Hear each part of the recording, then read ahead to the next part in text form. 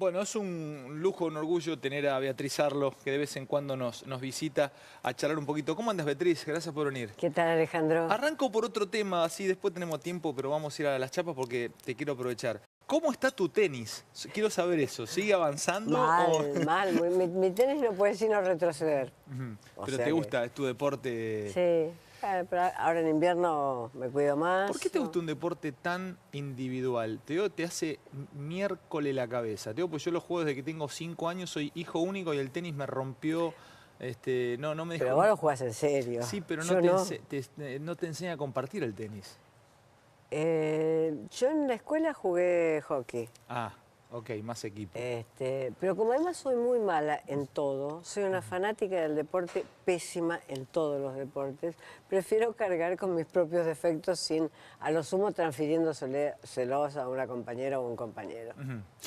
Vos jugás en Ferro. Sí. Ferro es el club, la institución que ponemos todos de ejemplo como el último bastión de clase media. Voy a sumar a Harrods, Gatti Chávez, en el cual yo juego también al tenis en el Capital Federal, pero siempre que hablamos de club clase media en el fútbol o en el deporte hablamos de Ferro.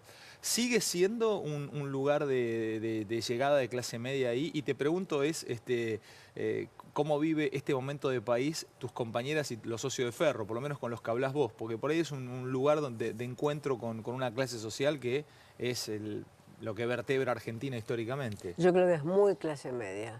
Sin duda está en Caballito, que es un barrio típicamente clase media, se extiende hasta Floresta. Yo he ido a casas de socios en Floresta, digamos, o sea, el Floresta, Almagro, Parque Centenario. Sí. Y hay gente que dice, uy, me tomé el 92 y vengo de Palermo, vengo del Barrio Norte. O sea que incluso va más allá de esto, pero yo te diría que hay una línea que empieza en Floresta y que termina en Almagro y Parque Centenario, o sea que es bien el corazón, el centro geográfico de la ciudad, el corazón de las capas medias. Por eso padeció mucho en el momento en que algunos sectores de las capas medias bajas cayeron. En la época de Menem, yo recuerdo el club perdió una cantidad por mala administración, pero también perdió una gran cantidad de socios. Después se recuperó un poco en los 2000. Y veremos ahora, pero es un club clase media. Argentina es una mitología que aprendemos de chico, que la clase media es básicamente la clase argentina. Digo, cuando salimos del país decimos, no, mi país es clase media. Yo estuve viviendo 3 meses en Colombia ahora en el verano y me preguntaban, ¿cómo es tu país? Básicamente clase media. Hablaba con los mexicanos, ¿cómo es tu país? Básicamente clase media. Lo que ustedes no tienen, nosotros tenemos. ¿Es realmente así o lo decimos pero no es tan así? Bueno, en general, si uno toma el siglo XX, si me permitís un panorama, si uno toma el siglo XX, hubo momentos de ascenso social, de sectores que llegaban quizás de la inmigración pobres, y no todos, porque hubo muchos inmigrantes que se volvieron a Europa, pero una parte importante de ellos vivieron un ascenso social. Es decir, la historia, mi hijo el doctor, no pasaba todos los días, esa historia de que tengo un hijo que se recibió en la universidad, pero mi propia familia te muestra, es decir, mis abuelos eran inmigrantes. Claro. Y todos sus 8 hijos fueron profesionales. O sea que ahí hubo un momento en las primeras 2 décadas del siglo de ese ascenso social, por una parte. Por otra parte, el peronismo crea capas medias. Esto no tiene que ver con la inscripción profesional de trabajo de la persona. Digamos, si un obrero en la década del 60, digamos, podía tener su motito, eso ya él se sentía de clase media. Claro. Porque esos eran artefactos, su motito, su heladera eléctrica, ya en la década del 50 estaba generalizado, entonces él se autoidentificaba de clase media. ¿La clase media tiene orgullo de ser clase media o la clase media quiere siempre pasar a otra clase? Todos, cuando nos preguntan, decimos que somos de clase media. Todos. Todos. Sí, yo creo que agarrás a los más ricos, que también van a decir que son de clase media, clase media alta, y salvo que vos encontrés ese 30% o 25% de pobres estructurales que tenemos en la Argentina, vos vas a ver que la gente en general va a decir que es de clase media. Es una forma de identificarse. Empiezo a pasarte por un montón de temas. Ahora te voy a contar traje alguno de tus libros, pero hay un libro especialmente que volví a leerle que es Viajes, tu último libro. Y ahora quiero preguntarte algo si yo entendí las diferencias entre el Papa Francisco y este gobierno a través de este libro. Ahora te voy a decir por qué. Pero antes te pregunto, así como en un embarazo siempre no podés anunciarlo ni a tus amigos ni a tus familiares hasta 3 meses, te dicen, espera 3 meses, ¿cuánto tiempo hay que dejar pasar para ya tener una idea de cómo viene la mano? ¿Alcanzan estos meses que llevamos de gobierno? No llegamos a 6. ¿Alcanzan? ¿Ya podemos empezar a hablar o es muy apurado? ¿Ya tenemos una idea de cómo viene la mano con esta gente? Siempre es posible que un gobierno cambie.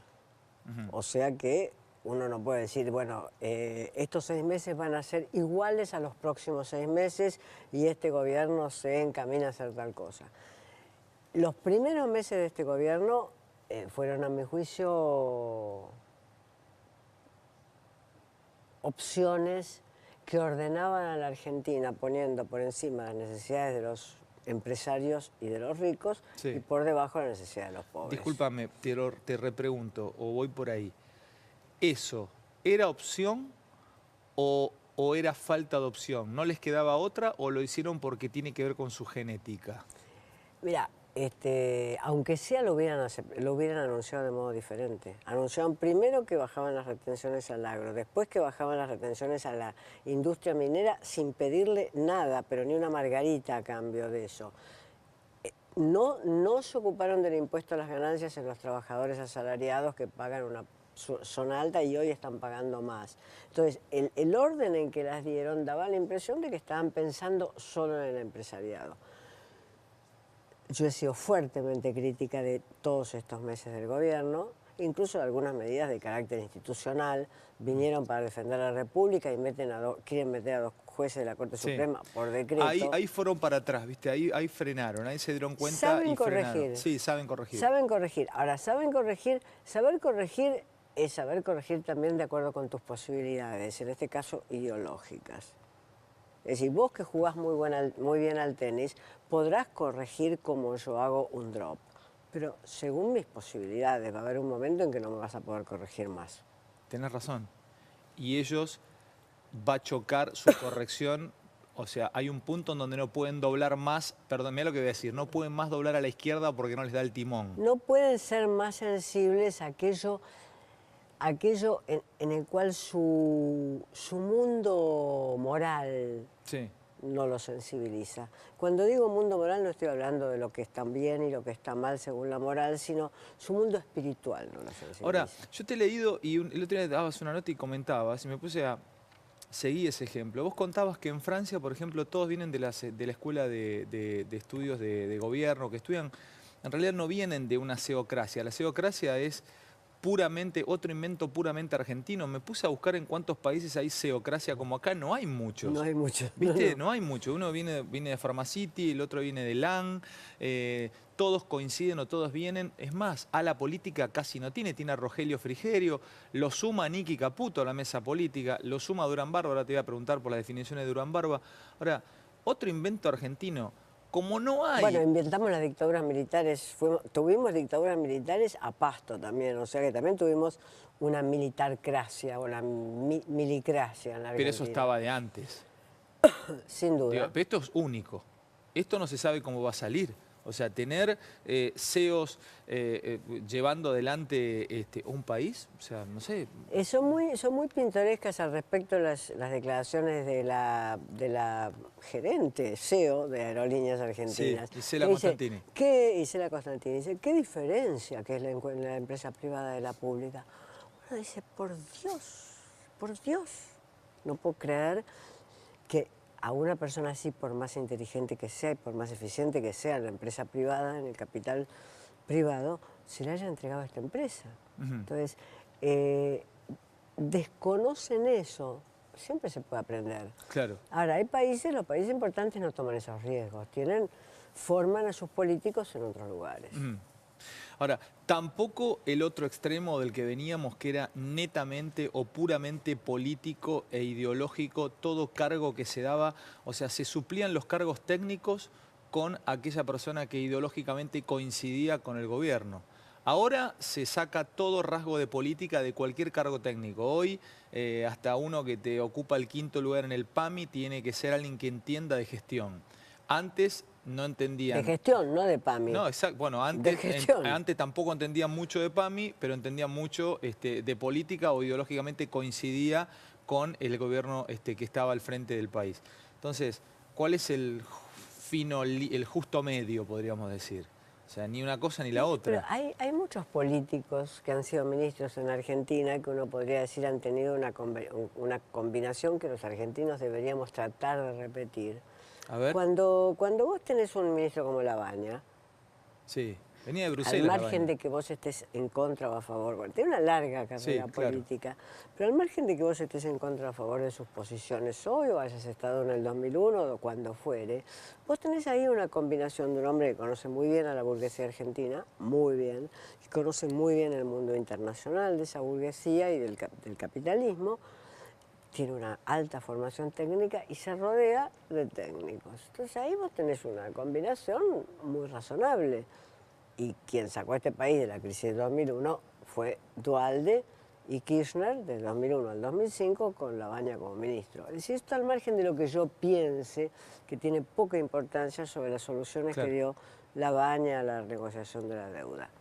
Entonces no necesariamente todos tienen que venir no sé, de un banco, pero alguna relación con la política, alguna relación histórica con la política deberían tener. Bueno, me meto en un tema a través de este libro. Este libro, que es el último de Beatriz, hemos hablado el año pasado cuando la entrevistamos de este libro de viajes, es un libro que Beatriz llena con sus historias y con viajes por América Latina. Esto es años 60, no llegaron 60, en los 70, años 60. Bien. Entonces, ¿por qué yo tomo este libro, Viajes, para entender la relación, la difícil relación entre el Papa Francisco y este gobierno? Porque hoy Marcos Peña salió al cruce, Durán Barba también. A ver, Beatriz cuenta que en este libro o en estos viajes estabas absolutamente, no sé si absolutamente, pero estabas muy influenciada por Juan XXIII, por las encíclicas de Juan XXIII, un papa que llevaba adelante un pensamiento bastante extraño para la época. O sea, un papa que pedía intervención del Estado para combatir la pobreza, que pedía sindicalizar a los obreros. Y ese papa tercermundista influyó a un montón de jóvenes, como vos en ese momento, a empezar a viajar por América y a conocerla. Yo marqué justo la parte en donde entras a una ciudad, Oruro, y a una mina en Oruro, porque me interesó. Yo lo recomiendo este libro. Y me puse a buscar la edad de Francisco, cuando Juan XXIII escribió sus encíclicas. Entre otras, la más contundente es Madre y Maestra. Camilo Torres, por ejemplo, uno de los fundadores del Ejército de Liberación Nacional en Colombia, nació en el 29. Y Bergoglio nació en el 36. O sea, estaba absolutamente influido con sus 20 años por las encíclicas y por la mirada de un cura revolucionario, de un papa tiratiros, podríamos, no tiratiro, perdón, tiratiro en buen sentido, sino de hacer lío como Juan XXIII. Entonces, ¿podrá venir de ahí el rechazo que se tienen mutuamente este papa y este gobierno? Porque queda claro, no se quieren. O sea, no se quieren protocolarmente, solamente su relación. Lo interpreté desde este libro. Decime si estoy equivocado, si puede haber algún tipo de conexión. Te quería escuchar. Mira, en la época en que yo hice esos viajes, estaban las encíclicas papales y estaba la Revolución Cubana, que era en ese momento una revolución, no el horror dictatorial que es hoy Cuba. Estaba la imagen del sacrificio de los revolucionarios como Camilo Torres, etc. Todo eso se juntaba en una especie de masa ideológica que nos movía a todos. Para los católicos la cuestión es diferente. Yo no tenía origen católico. Claro. Para los católicos la cuestión es diferente porque lo que hizo, me parece a mí, Juan XXIII es dar un giro a la izquierda a la doctrina social de la Iglesia. La Iglesia un giro a la izquierda a la doctrina social de la Iglesia. Claro, la Iglesia ya desde fines del 19 tenía posiciones sociales. Sí. Juan XXIII lo que hace es darle un giro a la izquierda. Ajá. Fuertemente anticapitalista, considerando también que la Iglesia aún siendo una iglesia que podía apoyar al capitalismo en algunas circunstancias, la iglesia siempre ha tenido, no toda la iglesia, pero una parte de la iglesia ha tenido resquemor frente al lucro capitalista. Yo creo que Bergoglio proviene de esa, o por lo menos así me lo explicaron mis amigos cristianos, católicos, proviene de ese camino, doctrina social de la iglesia, giro popular de esa doctrina y, acá ya viene la argentinidad, el peronismo. Bergoglio es peronista. Bergoglio es peronista. Es peronista, lo fue, lo fue. Y como yo no soy católica ni creo en los milagros, no creo que las personas cuando llegan a hacer una cosa puedan despojarse por completo de sus automatismos ideológicos. No creo eso. Qué interesante eso, Beatriz. Es imposible despojarte de tu arquitectura interna. O sea, vos pensás de una manera, por más que pases a ser una figura ecuménica, igual seguís teniéndolo. Muy difícil que te despojes de todos tus automatismos. Por supuesto, Bergoglio es un papa que está pensando en el mundo. Si pensamos que se levanta pensando en la Argentina, nos vamos a equivocar. Pero de todo su automatismo no se puede despojar. Por tanto, él interviene como peronista, y no como kirchnerista, sino como peronista histórico, guardia de hierro. Sí, él claro. fue guardia de hierro, es decir, la derecha peronista, interviene como peronista histórico en estas batallas simbólicas que se dan dentro del peronismo y en la Argentina. Pero interviene. Sí que interviene. Decir que no claro interviene empezando a hablar de que el Papa está pensando en la India, que está pensando en Palestina, es cínico o hipócrita. El Papa interviene, si no, no estaría recibiendo líneas y líneas y líneas de gente menor y leyendo lo que dijo la señora Barrientos y contestándole con una carta. Totalmente. Y soportando que la señora Barrientos además le diga ahora no tengo tiempo de ir, lo cual ya parece una discusión entre vecinos. No invitaste a tu cumpleaños, entonces no voy a tomar mate a tu casa y yo entonces no voy a ir al cumpleaños de tu hijo. Ya verdaderamente de baja categoría, digamos. Eso no es la piedad que se tiene frente a un semejante, sino que es una serie de modales que todos los gobernantes mantienen. Entonces, ¿él interviene ahí? Sí, ¿cómo no va a intervenir? ¿Es populista? Sí, he visto jugadores, vimos todos jugadores de fútbol sentados en el trono papal y el Papa, que no se sienta nadie sino él, vimos las fotos. Recibió cuanta camiseta de fútbol. No, recibió al caballo Suárez, recibió un montón de gente, recibió a Milagrosala, le mandó un rosario a Milagrosala. Sí, sí, claro, totalmente juega. Pero está bueno decirlo que juega, porque hay mucha gente no se anima a decirlo. El Papa juega. Ahora, que juega. Lo más importante de su juego no es la Argentina también. No, está claro. No vamos a pensar que el Papa está pensando 24 horas en Argentina, porque sería disparatado. No sería un hombre de la trascendencia que tiene en Estados Unidos. Yo seguí por todos los diarios norteamericanos la visita del Papa a Estados Unidos hace unos meses. La trascendencia que tuvo esa visita fue espectacular. O sea que si pensamos, no, él piensa 10 minutos en Argentina con sus automatismos. Como vos tenés tus automatismos, tenés que pensar 10 minutos un problema, lo pensás con tus automatismos. Con mis automatismos, totalmente, totalmente. Punto. Mirá cómo estoy pasando distintos lugares. Hace unas horas se confirma y manda una carta documento la fiscal. El viernes vino Sandra Arroyo Salgado, estuvimos charlando, este es un programa muy cuidadoso. Sí, claro, seguimos día a día todo lo que pasó, estamos muy compenetrados con lo que ocurrió con el fiscal Nisman, para nosotros el asesinato de Nisman. Y ahora nos enteramos que se va a imitar en el programa de Tinelli a la fiscal Fein. Vos sabés que no lo tengo claro, entonces necesito que me ayudes a pensarlo y le ayudes a pensarlo a la gente también a ver qué idea tenés. Yo sostengo que todo lo que toca Tinelli lo hace querible. Lo hace querible. Entonces, está bueno, por un lado, imitar a una fiscal que no sabemos si lo hizo a propósito, que chancleteó la sangre cuando entró el día del crimen, o lo hizo porque no le daba el cuero como fiscal. Está bueno porque de una manera no se olvida lo que pasó, o es peligroso banalizar un hecho así y llevarla a un show como es Showmatch, a la casa del gran cuñado.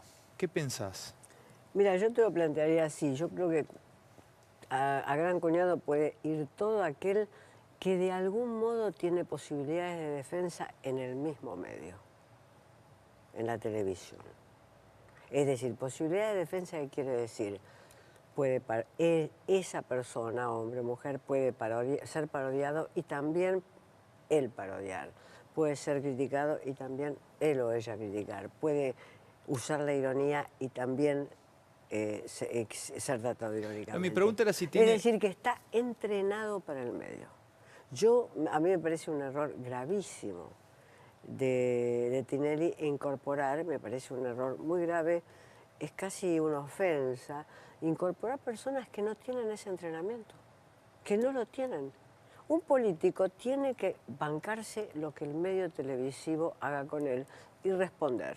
De Narváez le vino fantástico, gran cuñado. Se convirtió en figura nacional diciendo alica alicate. Está bien, Beatriz, pero ahí te lo lleva a pero Moyano. No a quien no tiene posibilidades. Pero ahí sumo otra pregunta, y no es comparable, pero está en la misma categoría. Se generó una discusión si lo de Charlie Hebdo era humor y si tiene límites el humor. Los franceses dicen que el humor no debe tener límites. Cuando hicieron lo que hicieron con los famosos dibujos del profeta. ¿Tiene límite el humor o no tiene límite el humor? Es que eso no es humor. Para empezar, es un programa de imitaciones. Charlie Hebdo lo que hacía no era imitaciones, simplemente caricaturas, y además no hacía caricaturas de las que nosotros conocemos. El programa de Tinelli es un programa de imitaciones. Imitaciones que, como toda imitación, va a ser una imitación hiperbólica, exagerada. Sí. Entonces yo, más bien, que la gente no todo aquello que hace reír a la gente es humor. No todo lo que hace reír a la gente es humor.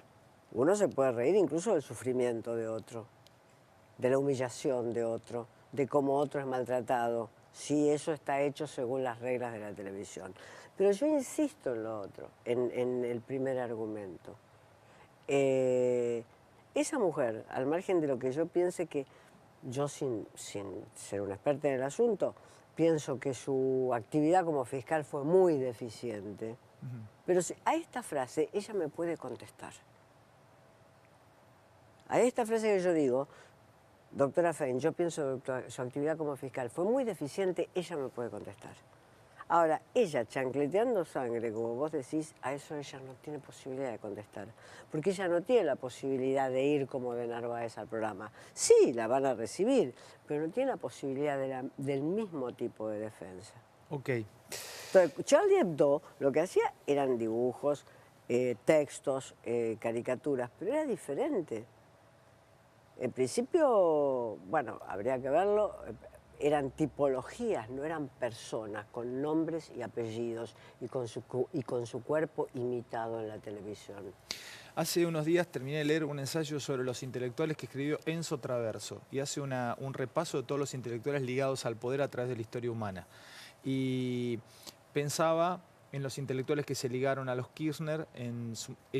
Cristina tenía un pensador fundamental que era Ernesto Laclau, que alguna vez te oí hablar, no de él, sino que hiciste una comparación de que Cristina entendía más a Mao que a Laclau. Pero voy a este punto. El pensador más cercano hoy a Mauricio, salgamos del arte de vivir, ¿no? Vamos a lo político, es Alejandro Rosichner. ¿Es necesario siempre un pensador, alguien que ayude a pensar? ¿Es necesario un intelectual? ¿La tentación del intelectual estar ahí? O sea, ¿lo necesitan sí o sí?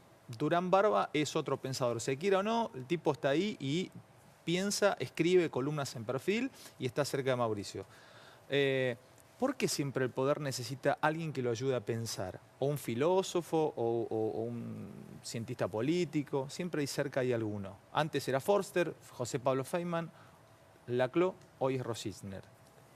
Bueno, en principio a mí no me parece mal. Depende de cuál sea el intelectual, el cientista político, etcétera, que tenga un diálogo con el presidente. Alfonsín, para poner un ejemplo, tenía un grupo que los denominaban Grupo Esmeralda, pues se reunía en la calle Esmeralda, donde estaban los mejores cientistas sociales de ese momento. Y esos cientistas, entre quienes estaba Juan Carlos Portantiero y Emilio de Ípola, fueron los que redactaron el discurso de Parque Norte, ¿no? Porque los presidentes dan sus discursos a redactar. Carlos Nino, un gran jurista, era la persona a la cual Alfonsín le pedía consejo en todas las materias que tuviera que ver con Constitución y leyes. O sea que a mí, en principio, no me parece mal tener grandes especialistas generales, no me parece mal.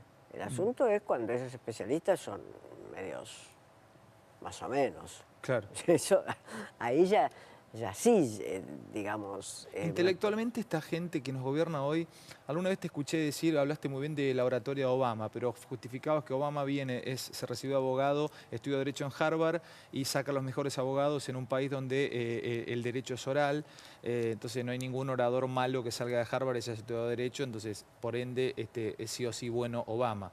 Mauricio lee algunos discursos.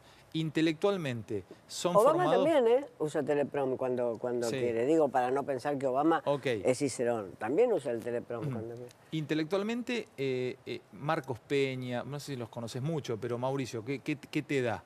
¿Te da un tipo formado? Marcos Peña creo que es graduado del Ditela, o sea que el Ditela es una universidad chica, pero con grandes profesores. Sí. Por tanto, no tengo por qué desconfiar que sea un tipo formado. Macri no tengo la menor idea. No muestra, todavía no mostró las cartas, digamos. Ni siquiera podemos ver si las está barajeando. Claro. O sea que de Macri no tengo la menor idea. Diría que no tiene ninguna formación cultural. Pero, bueno. Ahora se ven los Juegos Olímpicos y una de las carreras más hermosas para ver es la posta de 4x100. Y el momento más importante donde se gana esa posta es la entrega del testimonio. Me puse a pensar y a buscar cuál fue la última buena entrega de testimonio entre dos partidos de ideas políticas diferentes en Argentina y no encontré. No encontré. Solamente son buenas entregas dentro de un mismo partido, o sea, Cristina autoentregándoselo o con Néstor. Néstor entregando a Cristina fue el mejor país que se podía entregar. Buscame otro después. Pelearon, no hubo forma de que se lo entregaran, no fue ni a la asunción de Mauricio a Cristina, Alfonsín a las patadas lo sacó al menemismo, de la Rúa se fue en helicóptero, antes golpes de Estado. Es increíble. No podemos correr una carrera de postas en este país entregando el testimonio de un... ¿Por qué es eso? A otro. Sí, a en realidad otro. el kirchnerismo corrió una carrera de postas que hubiera podido ser infinita si no se hubiera muerto Néstor. Y entregando bien el testimonio, porque Néstor le entregó un buen país cuando lo entregó. Y hubiera quizás custodiado que Cristina se lo reentregara a él en un buen país. O sea que dentro de eso uno hubiera podido decir, bueno, esa carrera de postas que a uno no le guste, esa continuidad hubiera podido existir. Pero no hay que sacar los golpes militares. A mí me preocupa mucho cuando sacan los golpes militares, porque está bien, no hubo muchas entregas de un partido político a otro partido político diferente, pero tampoco hubo muchas entregas de un partido político al mismo partido, porque hubo golpes militares desde 1930, 1943, 1955, 1963, 1966, 1970 no, ahí ya tuvimos elecciones. Pues ya pasamos el 1976. Claro. Es decir, es imposible lograrlo. Alguna vez he escuchado decir que el peronismo es el hecho maldito de la Argentina. Para mí el hecho maldito de la Argentina, eso lo dijo Cook, pero algunos antiperonistas lo toman y lo largan al revés. Para mí el hecho maldito de la Argentina es el golpe del 30, en el cual se inició una carrera que nunca fue de postas realmente. Te aprovecho con este libro que tengo subrayado hace mucho tiempo, Tiempo Presente. Este tiene varias ediciones. Este libro es del 94, creo. Y, no, 2001. 2001 me parece. ¿2001 este libro? De plena crisis. Exactamente. Vos sabés que marqué aquí, porque en la página 104 hablas de escuelas, hablas de enseñanza, hablas de estudio. Y entre otros citás a Gramsci que dice, la escuela debe enseñar a aprender. Mira qué interesante, ¿no? La escuela debe enseñar a aprender. Hace unos días volvió el 1. No estaba el 1. El 1, 2, 3 El volvió. 1, 2, 3, exactamente. Estaba el insuficiente, estaba el muy bien, el regular, pero ahora volvió el 1. ¿Para vos está bien que haya un 1? Te pregunto como profesora. ¿Está bueno que haya un 1, que un chico vaya con un 1 a la casa? ¿Te parece que es estigmatizante un 1, un 2 o un 3? ¿O te enseña el obstáculo de no entender? Como también te he leído, que el obstáculo de no entender te genera anticuerpos al sentirte vencido. Mira, yo creo que La Nación publicó hace una semana un excelente artículo de Jaime Echeverry sobre la cuestión. Y la cuestión no es cómo se llaman, cuáles números le tocan al aprobado y al desaprobado, sino que existe la posibilidad de que alguien no haya aprendido lo que tiene que aprender.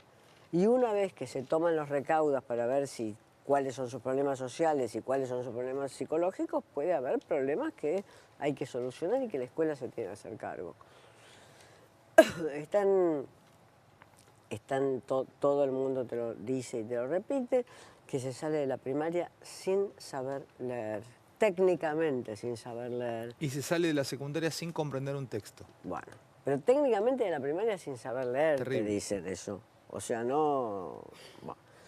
Entonces, la escuela está muy por debajo de lo que repartía cuando entraban los hijos de los inmigrantes. La primaria, después dicen la secundaria no, porque ahora la secundaria tiene un público diferente, mucho más pobre, y por tanto, ¿qué? Porque el público es diferente y mucho más pobre, ¿qué? Es decir, esa escuela entonces tiene que multiplicarse, enriquecerse, tener más presupuesto, etcétera. Ya sabemos cómo es la cuestión. Entonces, para mí no es tanto si es 1, 2 y 3, sino si hay un nivel de exigencia que comienza por la propia formación docente, ahí comienza. Tengo un par de cosas más para charlar con Beatriz y te traje 2 libros, pero el último para repasar. Te voy a dejar pensando una pregunta, esta sí es chorula mía. ¿Cuál es tu libro más subrayado? O uno de los libros más subrayados que tenés. Pensalo a ver si me lo tirás al aire y podemos saberlo. Beatriz, casi de cholulo te pregunté. ¿Qué libro tenés muy, muy subrayado y marcado? Seguramente los libros que más me costaron entender. No los libros que quizás fueron más importantes para mí, aunque algunos de ellos son importantes para mí. Es decir, tengo página a página, intercaladas hojitas, de lo que yo iba entendiendo y resumiendo de la sección primera del tomo 1 del Capital. Ajá. Que es muy difícil. La sección primera es la más hegeliana, la más dialéctica, Sí. Es la teoría del valor, es muy difícil. Y yo tengo unas páginas escritas en tinta verde, la esperanza de entenderlo. Te lo compro. En serio, ponle precio, te lo compro. Están comidas por las polillas las no hojitas. Importa, Están comidas por las polillas. Lo quiero. Después seguramente está muy, muy subrayado Roland Barthes. Eso seguramente está muy subrayado.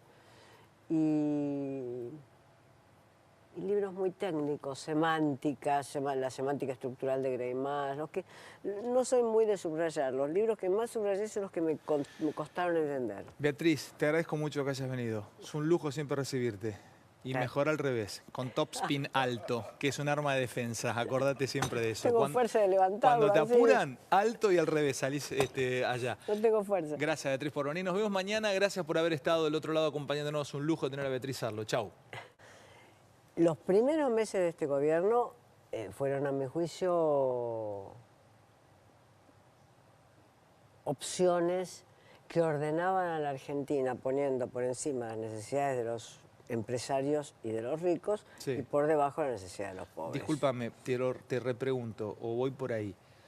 ¿Eso era opción o era falta de opción? ¿No les quedaba otra o lo hicieron porque tiene que ver con su genética? Mira, aunque sea lo hubieran anunciado de modo diferente. Anunciaron primero que bajaban las retenciones al agro, después que bajaban las retenciones a la industria minera sin pedirle nada, pero ni una margarita a cambio de eso. no se ocuparon del impuesto a las ganancias en los trabajadores asalariados que pagan una zona alta y hoy están pagando más. Entonces, el orden en que las dieron daba la impresión de que estaban pensando solo en el empresariado.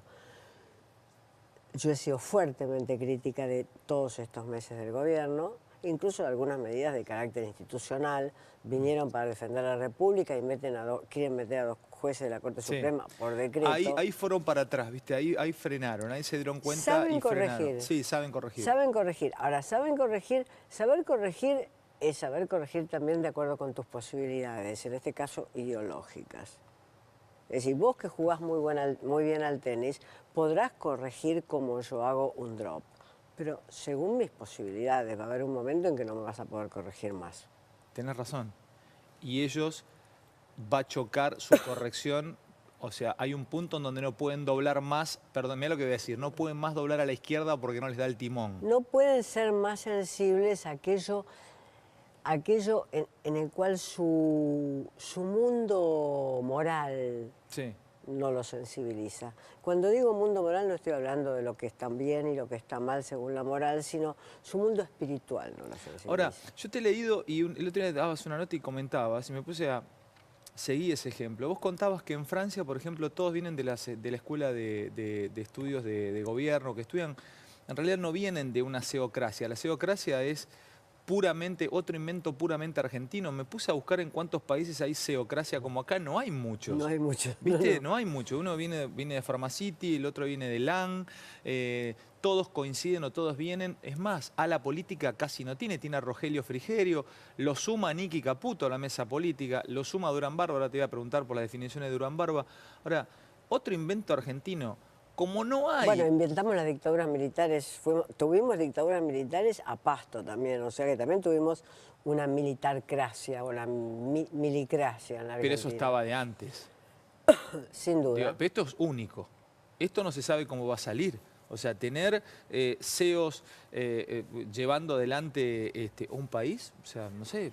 Son muy pintorescas al respecto las declaraciones de la gerente CEO de Aerolíneas Argentinas. Sí, Isela Costantini. Isela Costantini dice, ¿qué diferencia que es la empresa privada de la pública? Uno dice, por Dios, no puedo creer que a una persona así, por más inteligente que sea y por más eficiente que sea en la empresa privada, en el capital privado, se le haya entregado a esta empresa. Entonces, desconocen eso. Siempre se puede aprender. Claro. Ahora, los países importantes no toman esos riesgos. Forman a sus políticos en otros lugares. Ahora, tampoco el otro extremo del que veníamos, que era netamente o puramente político e ideológico, todo cargo que se daba, o sea, se suplían los cargos técnicos con aquella persona que ideológicamente coincidía con el gobierno. Ahora se saca todo rasgo de política de cualquier cargo técnico. Hoy, hasta uno que te ocupa el 5º lugar en el PAMI tiene que ser alguien que entienda de gestión. Antes no entendían. De gestión, no de PAMI. No, exacto. Bueno, antes tampoco entendían mucho de PAMI, pero entendían mucho de política o ideológicamente coincidía con el gobierno que estaba al frente del país. Entonces, ¿cuál es el justo medio, podríamos decir? O sea, ni una cosa ni la otra. Pero hay muchos políticos que han sido ministros en Argentina que uno podría decir han tenido una combinación que los argentinos deberíamos tratar de repetir. A ver. Cuando vos tenés un ministro como Labaña, sí, venía de Bruselas. al margen de que vos estés en contra o a favor, bueno, tiene una larga carrera política, pero al margen de que vos estés en contra o a favor de sus posiciones hoy o hayas estado en el 2001 o cuando fuere, vos tenés ahí una combinación de un hombre que conoce muy bien a la burguesía argentina, muy bien, que conoce muy bien el mundo internacional de esa burguesía y del capitalismo, tiene una alta formación técnica y se rodea de técnicos. Entonces ahí vos tenés una combinación muy razonable. Y quien sacó a este país de la crisis de 2001 fue Duhalde y Kirchner del 2001 al 2005 con Labaña como ministro. Es decir, esto al margen de lo que yo piense, que tiene poca importancia sobre las soluciones que dio Labaña a la negociación de la deuda. Entonces no necesariamente todos tienen que venir no sé, de un banco. pero alguna relación con la política, alguna relación histórica con la política Deberían tener. Bueno, me meto en un tema a través de este libro. Este libro, que es el último de Beatriz, hemos hablado el año pasado cuando la entrevistamos de este libro de viajes, oí hablar no de él, sino que hiciste una comparación de que Cristina entendía más a Mao que a Laclau. Pero voy a este punto. El pensador más cercano hoy a Mauricio, salgamos del arte de vivir, ¿no? Vamos a lo político, es Alejandro Rosichner. ¿Es necesario siempre un pensador, alguien que ayude a pensar? ¿Es necesario un intelectual? ¿La tentación del intelectual estar ahí? O sea, ¿lo necesitan sí o sí? Durán Barba es otro pensador. Se quiera o no, el tipo está ahí y piensa, escribe columnas en Perfil y está cerca de Mauricio. ¿Por qué siempre el poder necesita alguien que lo ayude a pensar? ¿O un filósofo o un cientista político? Siempre ahí cerca hay alguno. Antes era Forster, José Pablo Feynman, Laclau, hoy es Rosichner. Bueno, en principio a mí no me parece mal. Depende de cuál sea el intelectual, el cientista político, etcétera, que tenga un diálogo con el presidente. Alfonsín, para poner un ejemplo, tenía un grupo que los denominaban Grupo Esmeralda, pues se reunía en la calle Esmeralda, donde estaban los mejores cientistas sociales de ese momento. Y esos cientistas, entre quienes estaba Juan Carlos Portantiero y Emilio de Ípola, fueron los que redactaron el discurso de Parque Norte, ¿no? Porque los presidentes dan sus discursos a redactar. Carlos Nino, un gran jurista, era la persona a la cual Alfonsín le pedía consejo en todas las materias que tuviera que ver con Constitución y leyes. O sea que a mí, en principio, no me parece mal tener grandes especialistas generales, no me parece mal. El asunto es cuando esos especialistas son medios más o menos. Claro. Eso, ahí ya sí, digamos... Intelectualmente esta gente que nos gobierna hoy, alguna vez te escuché decir, hablaste muy bien de la oratoria de Obama, pero justificabas que Obama se recibió abogado, estudió Derecho en Harvard y saca los mejores abogados en un país donde el derecho es oral, entonces no hay ningún orador malo que salga de Harvard y se haya estudiado Derecho, entonces por ende es sí o sí bueno Obama. Mauricio lee algunos discursos. Intelectualmente, ¿son Obama formados? también usa Teleprom cuando Sí. quiere. Digo, para no pensar que Obama Ok. es Cicerón. También usa el Teleprom cuando quiere. Intelectualmente, Marcos Peña, no sé si los conoces mucho, pero Mauricio, ¿qué te da? ¿Te da un tipo formado? Marcos Peña creo que es graduado del DITELA, o sea que el DITELA es una universidad chica, pero con grandes profesores. Sí. Por tanto, no tengo por qué desconfiar que sea un tipo formado. Macri no tengo la menor idea. No muestra, todavía no mostró las cartas, digamos. Ni siquiera podemos ver si las está barajeando. Claro. O sea que de Macri no tengo la menor idea. Diría que no tiene ninguna formación cultural. Pero, bueno.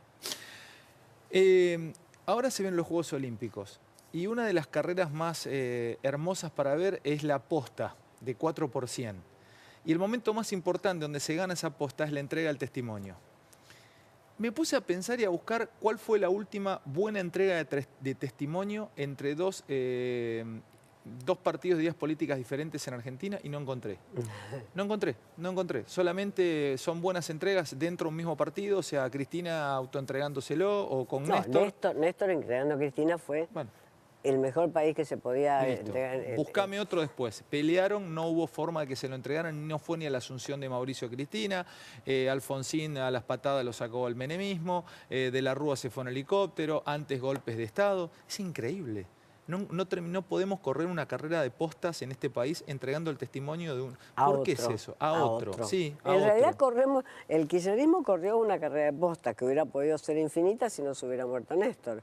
Y entregando bien el testimonio, porque Néstor le entregó un buen país cuando lo entregó.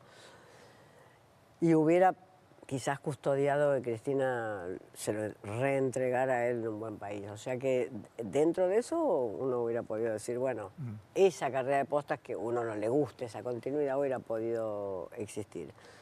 Pero no hay que sacar los golpes militares. A mí me preocupa mucho cuando sacan los golpes militares, porque está bien, no hubo muchas entregas, de un partido político a otro partido político diferente, pero tampoco hubo muchas entregas de un partido político al mismo partido, porque hubo golpes militares desde 1930, 1930, 1943, 1955, 1963, 1966, 1970 no, ahí ya tuvimos elecciones. Pues ya pasamos el 1976.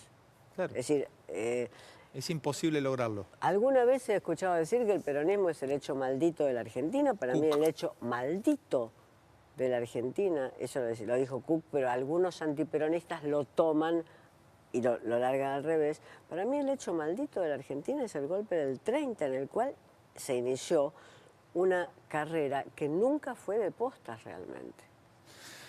Te aprovecho con este libro que tengo subrayado hace mucho tiempo, Tiempo Presente. Este tiene varias ediciones. Este libro es del 94, creo. Y, no, 2001, 2001. ¿Eh? 2001 me parece. ¿2001 este libro?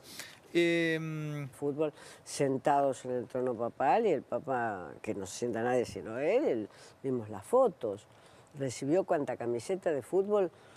No, recibió al caballo Suárez, recibió un montón de gente, recibió a Milagrosala, le mandó un rosario a Milagrosala. Sí, claro, totalmente juega. Pero está bueno decirlo que juega, porque hay mucha gente no se anima a decirlo. El Papa juega. Ahora, que juega. Lo más importante de su juego no es la Argentina también. No, está claro. No vamos a pensar que el Papa está pensando 24 horas en Argentina, porque sería disparatado. No sería un hombre de la trascendencia que tiene en Estados Unidos. Yo seguí por todos los diarios norteamericanos la visita del Papa a Estados Unidos hace unos meses. La trascendencia que tuvo esa visita fue espectacular. O sea que si pensamos, no, él piensa 10 minutos en Argentina con sus automatismos. Como vos tenés tus automatismos, tenés que pensar 10 minutos un problema, lo pensás con tus automatismos. Con mis automatismos, totalmente. Punto. Mirá cómo estoy pasando distintos lugares. Hace unas horas se confirma y manda una carta documento la fiscal. El viernes vino Sandra Arroyo Salgado, estuvimos charlando, este es un programa muy cuidadoso. Sí, claro, seguimos día a día todo lo que pasó, estamos muy compenetrados con lo que ocurrió con el fiscal Nisman, para nosotros el asesinato de Nisman. Y ahora nos enteramos que se va a imitar en el programa de Tinelli a la fiscal Fein. Vos sabés que no lo tengo claro, entonces necesito que me ayudes a pensarlo y le ayudes a pensarlo a la gente también a ver qué idea tenés. Yo sostengo que todo lo que toca Tinelli lo hace querible. Lo hace querible. Entonces, está bueno, por un lado, imitar a una fiscal que no sabemos si lo hizo a propósito, que chancleteó la sangre cuando entró el día del crimen, o lo hizo porque no le daba el cuero como fiscal. Está bueno porque de una manera no se olvida lo que pasó, o es peligroso banalizar un hecho así y llevarla a un show como es Showmatch, a la casa del gran cuñado. ¿Qué pensás? Mira, yo te lo plantearía así. Yo creo que a gran cuñado puede ir todo aquel que de algún modo tiene posibilidades de defensa en el mismo medio, en la televisión. Es decir, posibilidad de defensa, ¿qué quiere decir? Esa persona, hombre o mujer, puede ser parodiado y también él parodiar. Puede ser criticado y también él o ella criticar. Puede usar la ironía y también ser tratado irónicamente. Mi pregunta era si tiene... Es decir, que está entrenado para el medio.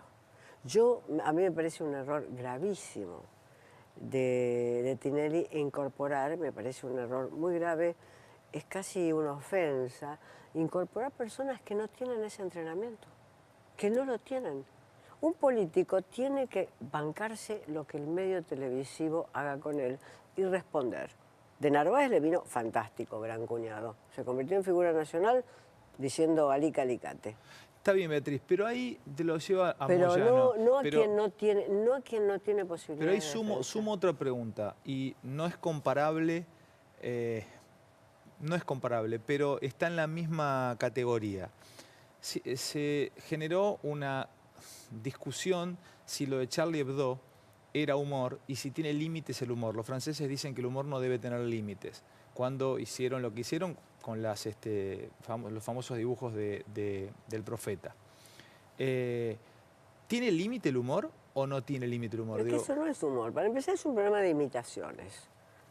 Charlie Hebdo lo que hacía no era imitaciones, simplemente caricaturas, y además no hacía caricaturas de las que nosotros conocemos. El programa de Tinelli es un programa de imitaciones. Imitaciones que, como toda imitación, va a ser una imitación hiperbólica, exagerada. Sí. Entonces yo, más bien, que la gente no todo aquello que hace reír a la gente es humor. No todo lo que hace reír a la gente es humor.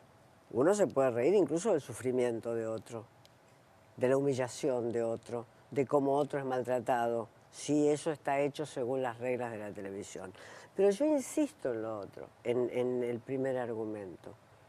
Esa mujer, al margen de lo que yo piense que yo, sin ser una experta en el asunto, pienso que su actividad como fiscal fue muy deficiente.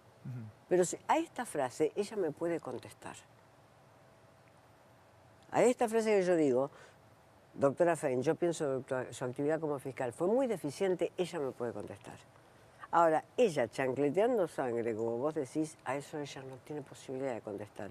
Porque ella no tiene la posibilidad de ir como de Narváez al programa. Sí, la van a recibir, pero no tiene la posibilidad del mismo tipo de defensa. Ok. Entonces, Charlie Hebdo lo que hacía eran dibujos, textos, caricaturas, pero era diferente. En principio, bueno, habría que verlo, eran tipologías, no eran personas con nombres y apellidos y con su cuerpo imitado en la televisión. Hace unos días terminé de leer un ensayo sobre los intelectuales que escribió Enzo Traverso y hace un repaso de todos los intelectuales ligados al poder a través de la historia humana. Y pensaba en los intelectuales que se ligaron a los Kirchner. Cristina tenía un pensador fundamental que era Ernesto Laclau, que alguna vez Bueno, es un lujo, un orgullo tener a Beatriz Arlo, que de vez en cuando nos visita a charlar un poquito. ¿Cómo andas, Beatriz? Gracias por venir. ¿Qué tal, Alejandro? Arranco por otro tema, así después tenemos tiempo, pero vamos a ir a las chapas porque te quiero aprovechar. ¿Cómo está tu tenis? Quiero saber eso. ¿Sigue avanzando? Mal. Mi tenis no puede sino retroceder. Pero te gusta, es tu deporte. Sí, pero ahora en invierno me cuido más. ¿Por qué te gusta un deporte tan individual? Te hace miércoles la cabeza. Pues yo lo juego desde que tengo 5 años, soy hijo único y el tenis me rompió. No me dejó. Pero vos lo jugás en serio. Sí, pero no te enseña a compartir el tenis. Yo en la escuela jugué hockey. Ah, ok, más equipo. Pero como además soy muy mala en todo, soy una fanática del deporte, pésima en todos los deportes, prefiero cargar con mis propios defectos a lo sumo transfiriéndoselos a una compañera o un compañero. Vos jugás en Ferro. Sí. Ferro es el club, la institución que ponemos todos de ejemplo como el último bastión de clase media. Voy a sumar a Harrods, Gatti Chávez, en el cual yo juego también al tenis en el Capital Federal, pero siempre que hablamos de club clase media en el fútbol o en el deporte, hablamos de Ferro. ¿Sigue siendo un lugar de llegada de clase media ahí? Y te pregunto ¿cómo vive este momento de país tus compañeras y los socios de Ferro, por lo menos con los que hablas vos? Porque por ahí es un lugar de encuentro con una clase social que es lo que vertebra Argentina históricamente. Yo creo que es muy clase media. Sin duda está en Caballito, que es un barrio típicamente clase media, se extiende hasta Floresta. Yo he ido a casas de socios en Floresta, digamos, o sea, el Floresta, Almagro, Parque Centenario. Sí. Y hay gente que dice, uy, me tomé el 92 y vengo de Palermo, vengo del Barrio Norte. O sea que incluso va más allá de esto, pero yo te diría que hay una línea que empieza en Floresta y que termina en Almagro y Parque Centenario, o sea que es bien el corazón, el centro geográfico de la ciudad, el corazón de las capas medias. Por eso padeció mucho en el momento en que algunos sectores de las capas medias bajas cayeron. En la época de Menem, yo recuerdo el club perdió una cantidad por mala administración, pero también perdió una gran cantidad de socios.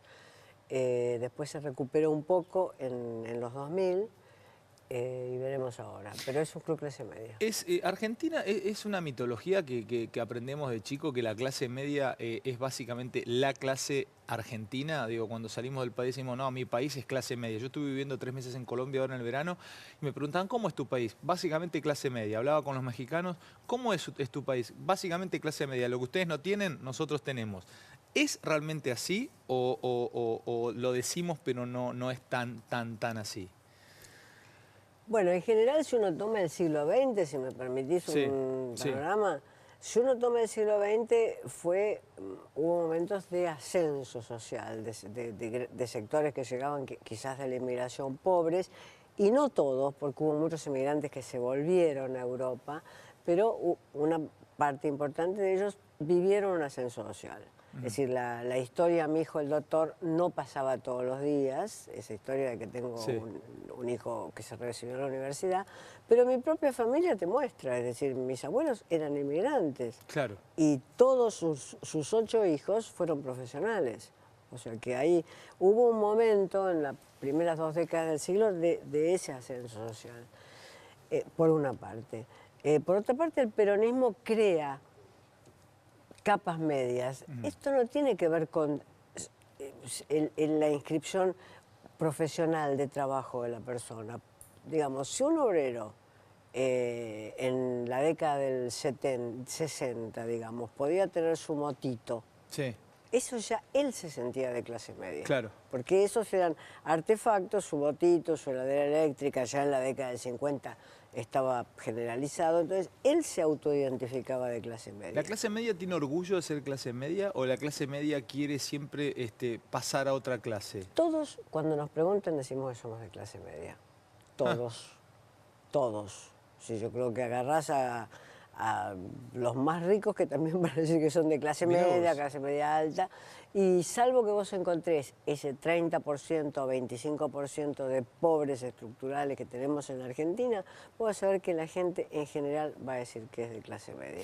Es una forma de identificarse. Empiezo a pasarte por un montón de temas.